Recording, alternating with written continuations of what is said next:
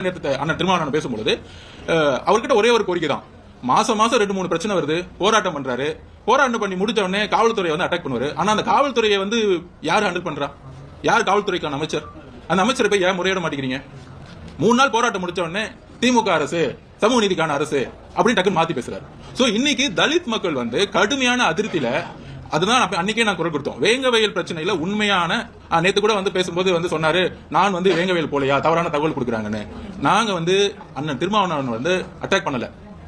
நாங்க வந்து தெளிவா இருக்கிறோம். அதாவது அந்த பிரச்சனை ஆனவொடனே நியூ இயர் அன்னைக்கு அவர் போனாரு, பார்த்தாரு. ஆனால் அதற்கப்புறம் பிரச்சனைகள் வந்து அதிகமாச்சு. முதலமைச்சர் பலமுறை சந்திச்சாரு, மக்களுக்காக போய் நின்னாரு. அதுக்கப்புறம் அந்த ஊர் மக்கள் வரும்பொழுது அவர் பார்க்கும்பொழுது நானும் இருந்தேன். அந்த ஊர் மக்கள் நானையும் பார்த்தேன். என் ஆபீஸ் வந்திருந்தாங்க, என்னோட தான் வந்து லஞ்ச் சாப்பிட்டாங்க. அந்த ஊர் மக்கள் நடந்த ஆரம்பத்துல இருந்து அந்த பிரச்சனையை சொன்னாங்க.